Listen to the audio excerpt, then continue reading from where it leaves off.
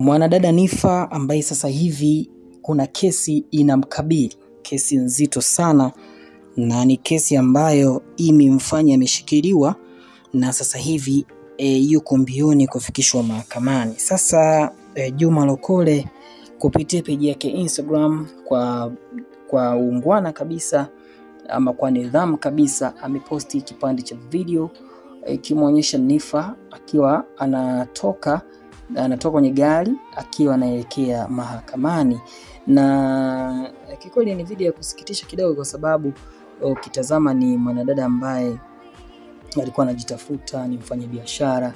Sasa katika mmoja ya vitu ambavyo alifanya ni kuwatangazia watu kwamba anauza barakoa, na baada ya kuwatangazia watu kwamba anauza barakoa, unajua kwenye kipindi cha vurugu mabomu ya machozi na vitu kama hivyo, kwamba ukivaa barakoa inazuia na yule moshi. Sasa serikali imechukua kama ndo kosa ambalo amelifanya, na ndio kitu ambacho inaonyesha kabisa kwamba amekosea kwa kiasi kikubwa na ameshtakiwa kwa makosa ya uhaini, ambayo kifungo chake ndugu yangu ama adhabu yake ni kunyongwa. Yani kosa la uhaini bwana ni kutundikwa tu mpaka unakata moto, au vipi bana? Watoto mtakuwa wameshanielewa. Sasa bana, Juma Lokole akaandika, pole mdogo wangu, Allah akufanyie wepesi kwenye hili insha Allah, na imani Mungu atamsaidia Nifa na kuweza kutoka na kuendelea na shughuli nyingine.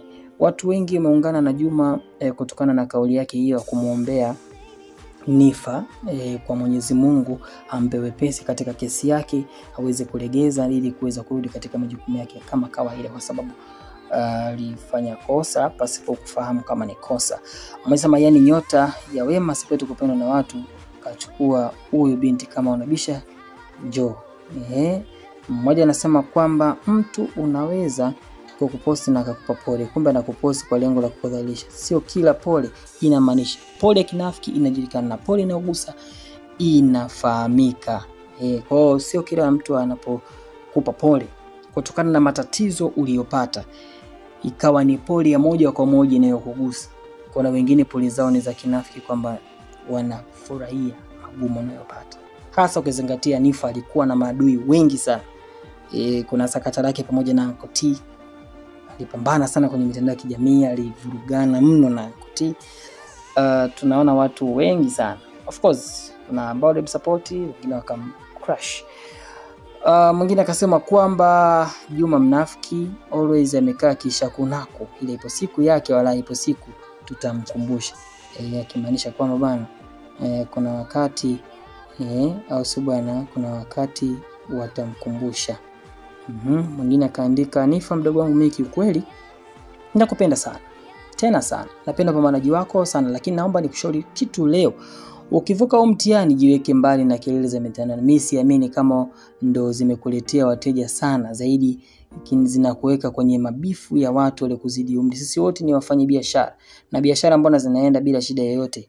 Hebu muangalie director Joan, ni mfanya biashara mkubwa sana, sija kumuona akiingia kwenye shida na watu. Muangalie biashara za Ramsek, hawa ni watu mbona biashara zinaenda na hawana kelele? Jitafakari mara mbili ndugu wangu. Nimeandika hii kwa uchungu sana, na kwa kuwa nakupenda, kuna mahali hapa kwa sawa, parekebishe wewe mwenyewe. Kama jina huku tayari unalo, naamini sana ndani yako uwezi kuanguka, lakini katika umri wako kuwa hapo ulipo sio sawa kabisa. Sisi tunakupenda, tunakuombea na utavuka salama.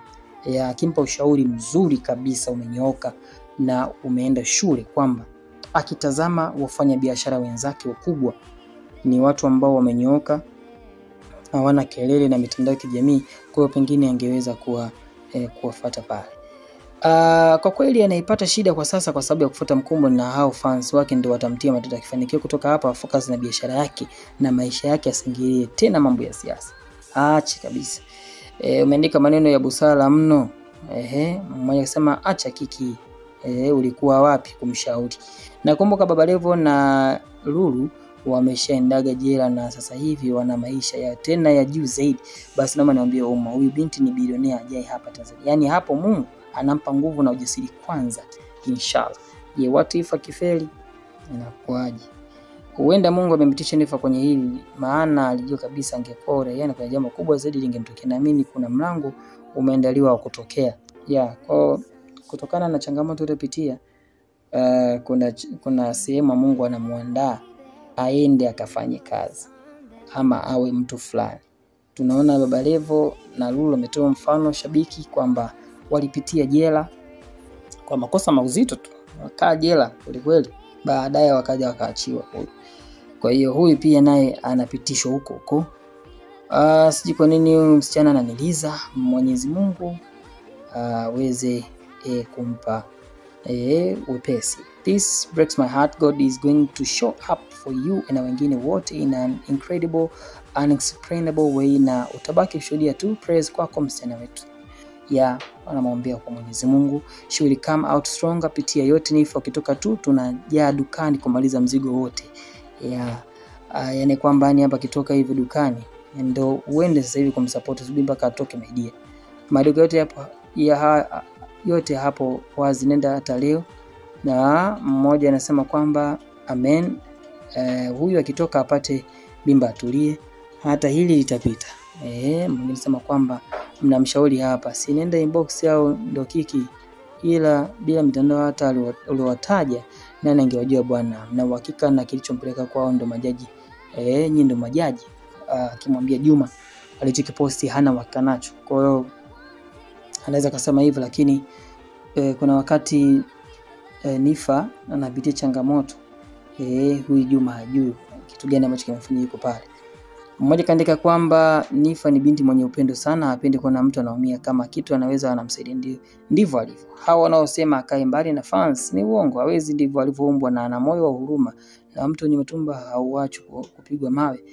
Chozi la mama litamtoa mtoto kwenye dhoruba, alikuwa anatenda mema yatamvucha kwenye tufani. Tumwombe sana tena sana, ana mengi sana nawaza moyoni mwake. Ukiangalia picha yake, Mungu amsaidie, na Mungu alivyomkuu binti anauza bidhaa original, mnamuona haja parala, au sio bwana?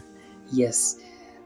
Ni kusomee maoni mengine ya mwisho kabisa kwamba unapotishwa hili uzidi kuimarika zaidi, ukitoka hapo utazidi kuwa moto.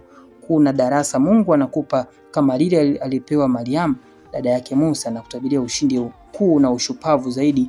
Ukitoka hapo kuna vingi vikubwa utakuja kuwa navyo uraiani. Kwa hiyo akitoka hapo ni darasa kwamba inabidi akafanye yale yaliyo mema, na inabidi awe mtu mzuri, na hatakiwi kabisa kufanya mambo mabaya kwenye mitandao ya kijamii. Kwa hiyo ni funzo kwa wengine, kwa wasanii wengine ambao wana majina. Unaweza kufanya kosa, fikiria mara mbili kabla hujapost chochote kupitia ukurasa wako wa kijamii. Dondosha mwanangu, shina subscribe.